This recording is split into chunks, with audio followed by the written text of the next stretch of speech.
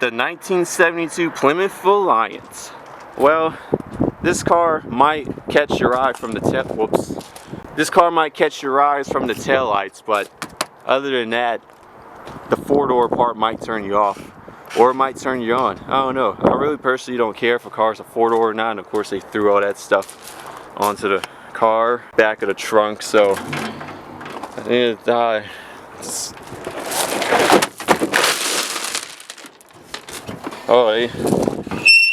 oh golly, that was like 500 decibels. Well, anyway, I don't know, I'm not going to tear this off even though it's kind of toast.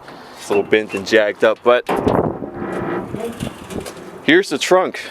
Here's the trunk of this thing. Well, let me get the front first. I think that's what people like to see first. That's what we all want to see first. You want to see what the front of this car looks like. Yep, imagine this as a two-door. That's what everybody would want. Four-door car, I mean, once again, I think these things are great daily drivers. You know, you can fit the family in there, not worry. These tires have definitely not been replaced in ages. They are dry rotted and stuck like mad. And I mean, the underside doesn't look that bad. A little bit of surface rust as always. What's going on with the underside of this car? You know, it's a little, once again, it's a little corroded. It's just a little nasty looking. I mean, it looks okay. Looks fine to me. Looks fine to me. This car is 100% sat in the middle of the woods. 100% sat in the middle of the woods. Sorry, I'm getting my stuff zipped up so I don't lose anything, but I don't want to lose stuff out here and never get it back. Or worst case scenario, to get crushed.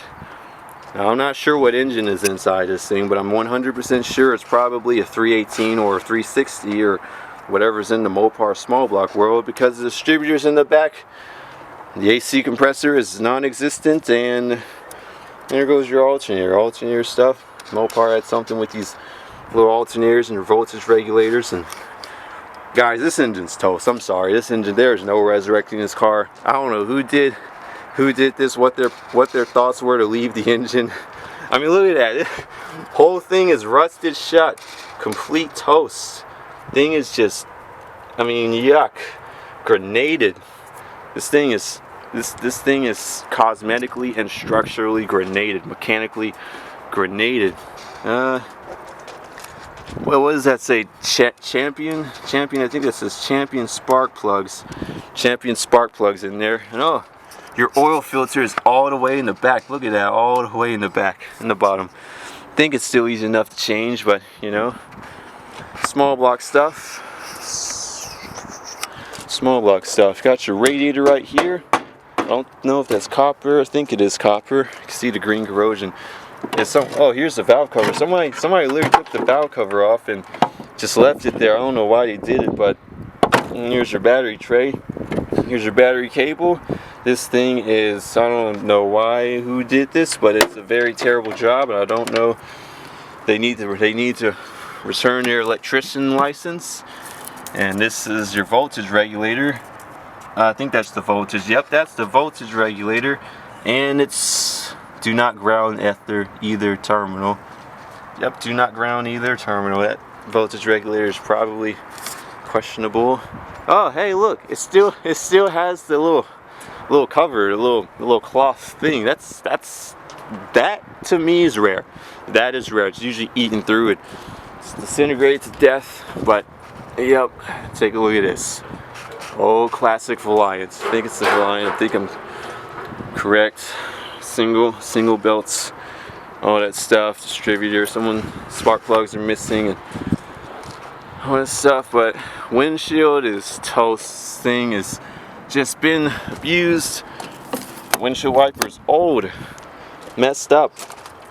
This car is a four-door once again, but it'll still get you where you need to go, and it'll still get the job done. Underside right there. Underside all around there. Alright, let's get to the interesting part. Let's see what's in the inside of this thing. Now, we all know this car sat for a really long time. And of course,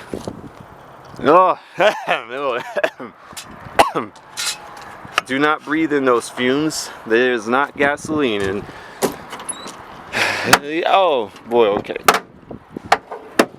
Yeah, typical. Oh, hey, these seats don't look original. I don't know. Maybe it is original. Interior looks black.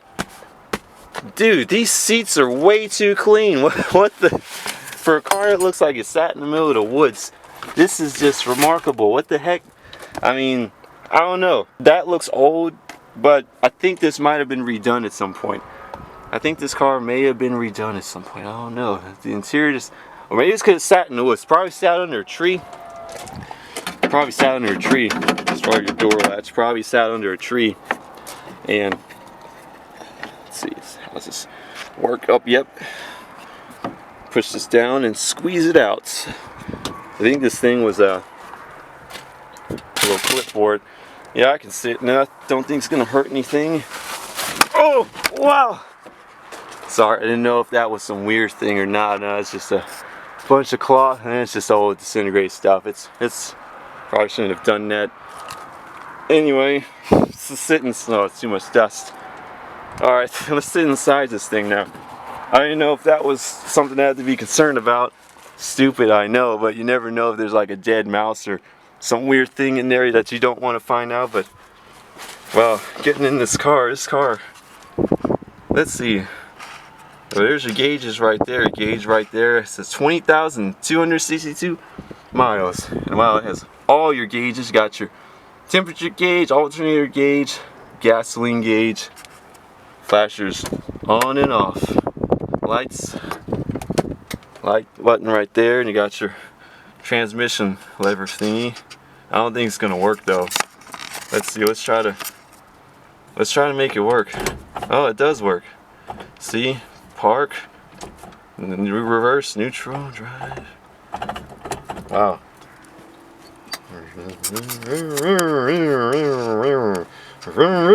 Oh, the pedal's to the floor. I can't do anything. No brakes. Turn signal right here. Yeah, this car. Oh, this car is pretty interesting. Once again, it's a 4-door, and I'm not saying that in a bad way. I think 4-doors are awesome. I think they all deserve life.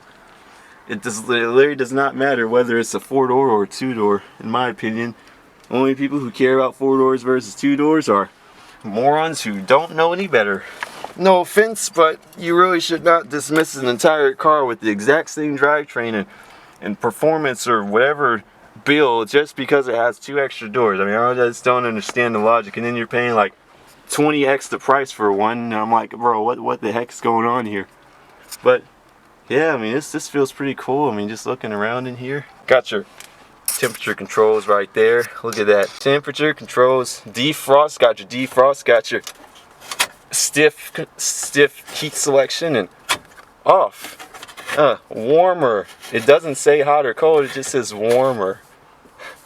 It's just, so if you want to get warmer, just go this way. It's probably just because of heat. Fan off, high. Got your radio right here. I don't think it works. Oh, it does work. This is your tuning dial. All that stuff.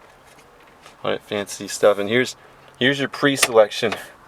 Let's see, your pre-selection is right there. So you'd press these buttons in to maybe pre-select. I don't know if it works. Probably doesn't. Oh well. Ashtray right there. What's inside the glove box? There's nothing inside the glove box. Not really much inside the glove box, but you got this. Whatever the heck that is. Sorry guys, I have no idea if you can see, but whatever the heck that is. It's made by the Chrysler Corporation, so can't be that bad. Alright, and then yeah, this is your horn. This is what will activate your horn. Yeah, this right here is what will activate your horn. Honk honk. Here's the VIN right there. VIN is right there. Okay, let's get out of this thing. You know, it really doesn't look that bad on the inside. It's just, thing is, the engine's toast. So it's like, unfortunately, with a car like this, value-wise, that alone would destroy literally 90% of the buying power or selling power this car has. Because, once again, nobody's trying to fix the 4-door. Unfortunately, well, I shouldn't say nobody. Most people are not trying to fix 4-doors. They're trying to go after all these two-door this, two-door that, blah blah blah. You gotta have a two-door because I'm a man. Blah blah blah. I gotta spend $20,000, $50,000 because oh, hot rod, oh, nostalgia, oh, memories, blah blah blah, etc. And you know, once again, it's a little bit crusty, but as long as the gas tank's all together, that should be all right. Whoa! Well, that was just a leaf. Something got caught under my arm and sprung out, but yeah, it is kind of sad. I think this car, if you took care of the engine issues, which is basically the entire engine, I think this thing would make a good driver. This thing would definitely make a good runner. Just don't drive on those tires. Sheesh. I mean, it still even has the hubcaps. Literally still has the hubcaps that says Dodge on it. How can you go wrong with that? I mean, like, seriously, look at this thing that's locked. But once again, guys, it's what happens when these cars, when you enter the realms of the junkyard, you never know what you're gonna see. So once again, don't think about taking this engine, because this engine's fried. This engine's toast.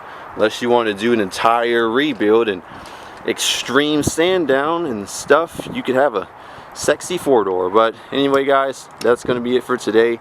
Thank you guys for watching. Hope you enjoyed. Blah blah blah, etc. You know what to do.